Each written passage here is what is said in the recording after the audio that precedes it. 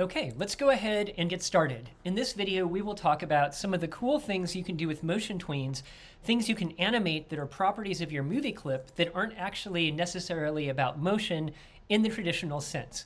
So if you look at this stage right now, you'll see the monkey family. And you'll see we have the grow monkey, the alpha monkey, ease in and ease out monkeys, rotate monkey, path monkey, orient monkey, and swap monkey. And it seems to me that this typeface is a little hard to view. So let me go ahead and change the color here to make it something more legible. And I'll go ahead and lock that. Okay, if you look at the timeline now, you'll see that we have a layer for each of these monkeys. A layer for the grow monkey, a layer for alpha, and so on. And what I would like to do right now is go ahead and hide all of those layers so we can focus on just one monkey at a time. And I'll start out by focusing on the grow monkey. I'm going to unlock that layer and I'll make that monkey visible. Now, as you'll see, we already have motion applied to this tween. So as the scrubber bar goes back and forth, the monkey falls from the tree. But what we're going to do is actually change the size of the monkey. So I'm going to go to the very, very last frame of my animation, and I am going to select my monkey and then hit the Q key, which will allow me to use the free transform tool. And I just want to make my monkey larger. It's a big monkey. Okay, cool. Now watch what happens when I test my movie. Notice how the monkey starts up at the top, and as he falls, he also gets larger.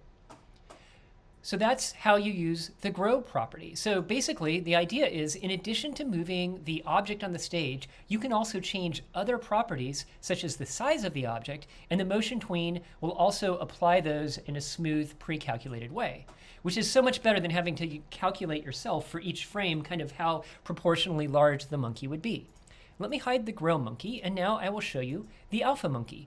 Alpha monkey has the same thing happening. The alpha monkey is falling from the tree. And I want to do the same thing here. I will start by putting my mouse clicking on the very final frame for the alpha monkey. And this time I'm going to select the monkey and look over on the properties window at color effects. And we're going to be tweaking what is known as the alpha color effect. And alpha refers to transparency. When alpha is set to 0, the object is entirely transparent. If the alpha channel is set to 100, the object will be entirely visible. And so let's see here. I'm going to change it now. And you can see I've changed it so that on that final frame now, that monkey is actually becoming invisible by the time it reaches the bottom of the frame. Pretty cool, huh? So just as we could change the size of the monkey in the final part of our animation, we can change the alpha, and the motion tween will automatically recalculate how to apply that in an effective way. Now the next two properties I want to show are ease in and ease out. And easing is something you can use in Adobe Animate to give your motion a sort of more natural feel. There are many different presets you can use, and some of them will make it seem like an object is accelerating as if it's got gravity. Others will have an object sort of slowly coming to a stop. And these can be very, very useful when you're trying to get realistic motion. Let me unlock the ease in monkey layer. And you can see here that right now, the monkey's falling from the tree. Again, I'm going to go to that final frame, except this time, what I'm going to do is click on that path, that motion path, see how I've selected it now, and I will go over to tweening where the easing option is. It'll allow me to enter or slide to the right and left to either do 100 maximum easing or negative 100. I'm going to start at negative 100 and show you what happens now if I try to test this monkey. Notice how he starts slow and then speeds up. So what's happening there with that effect, when I have it set to 100, there's going to be sort of a gravity effect that's happening. Let me go back up to the beginning and hide ease in monkey. And now I will do ease out monkey. Same concept here, except this time I'm going to go to the very end, select that frame, select the path, and this time I'm going to make easing 100 rather than making it negative 100. Now if I go back to the beginning and I test my movie, you'll see the monkey sort of slows down. And you might be wondering, how am I going to get that monkey down from the tree And the answer is you don't get down from a monkey, you get down from a goose. Okay, that was a bad pun. I ruined it. Anyway, let me go ahead and move the monkey back up to the top. And let's look at rotate monkey. Okay, here's rotate monkey. Let's do the same thing. Let's go to the very final frame of that timeline. And this time I'm going to click on the monkey itself, and I'm going to look over at various options here. Actually, I want to click on the path itself and look over at various options related to the path, and you'll see there's a rotate option. So I'm going to tell it to rotate the monkey clockwise. I'll move back to the beginning of my timeline and hit enter, and now you can see the monkey is rotating clockwise as he falls. And you can change the number of times the monkey rotates. You can also change the angle at which the monkey rotates. Let me lock rotate monkey and hide rotate monkey and unlock path monkey. And path monkey, we're going to do the same thing here. Let's see, we're going to go to the very final frame, and I will click on the path for path monkey, and we're going to make him rotate again clockwise. No, actually, let's just leave him normal right now. We're not going to do anything. We're just going to keep path monkey like this, but what we're going to do is change the path. I'm going to go grab that selection tool and hover next to the path. Let me select the path. Let me see, am I on the right layer? There we go. Now notice if I grab that selection tool and I go and I click on that path, do you notice how I'm getting that little curvy icon thing that allows me to stretch the path? I want to stretch it out like this. Now when I test my monkey, you can see that the monkey is following the path. So the important thing to take away from this is that your path doesn't have to be a straight line. And in fact, you can actually use the pen tool to draw these really wild, wonky pathways with all sorts of curves that go left and right, and then you can paste it over your existing motion. For now, the key thing to know is just that you're not limited to a linear path. Let me go back up, and I'm going to lock path monkey. And now I will unlock orient monkey. And to demonstrate what it means to have this monkey be oriented, let me do the same thing with the path. Let me hover right here, and I'll do the same thing where I stretch the path out. And right now it's not set to orient, so if I test it, it's just like what we saw before.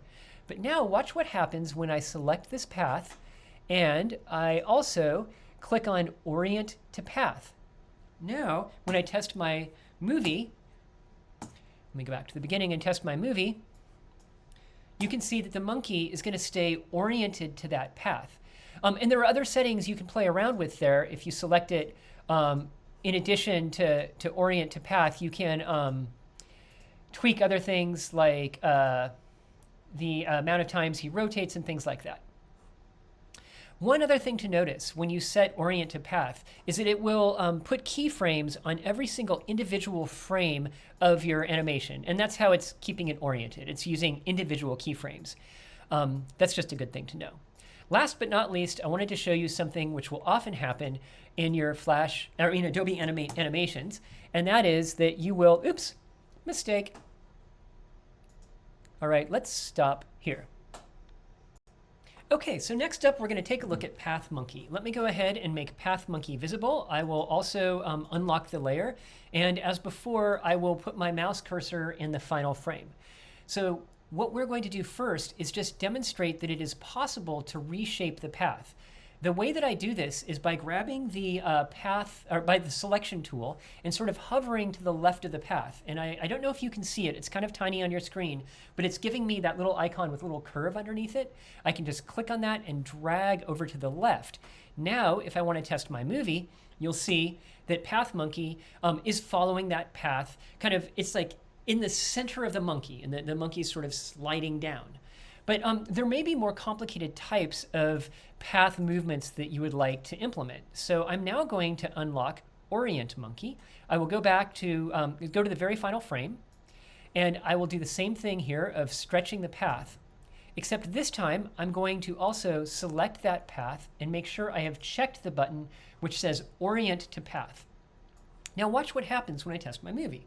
This time the monkey is going to orient itself and reorient itself to the path. And this could be really useful if you're doing something like maybe you are showing someone like a skier who's skiing on a mountainside. They need to go up and down the mountain. Or you have some sort of rocket that needs to have realistic movement around the planet Earth. Or just something that where it makes sense for the object to stay oriented to the path. The other thing to notice is that actually when you do this, see how it is turning each individual frame of this motion tween into a keyframe. And that's just how it works. It figures out how to orient everything, and to make sure it gets it right, it turns everything into a keyframe. So that is how you orient. Last but not least is swap monkey. And here is swap monkey right here. This is going to happen to you at some point while working on your animation project, I would bet. You'll be working on something, you'll get all of the animations lined up, and everything's timed perfectly, and you realize, oh no, that's the wrong movie clip. I actually wanted to use the other movie clip where they're wearing a maroon shirt instead of a beige shirt, or it's like the blue car instead of the green car. You don't have to recreate everything. All you need to do is right-click on your object and select Swap Symbol. And you can see here there are only two symbols in our library, the elephant movie clip and the monkey movie clip. So I'm going to click on the elephant movie clip and click OK. And now you'll notice that the animation works. It just plugged in that elephant with the existing animation. And there's one other thing to draw your attention to that may not be immediately apparent. Let me show you. I've got my elephant here and my monkey here. When I swapped symbols, not only did it plug in the elephant, but it scaled the elephant accordingly, because that original elephant movie clip is actually pretty large. And if you're not, you don't know what I mean by that, let me create a new layer here. Here's my new layer, and let me just drag out the elephant. And you can see, like, normally that elephant is huge, but when I swapped the elephant for the monkey, it actually, it just resized it for me.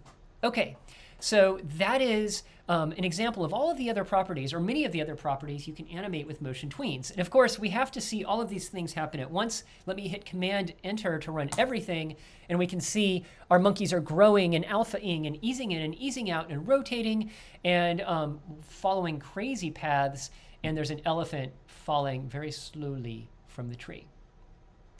Okay, so that is how you use these motion tools.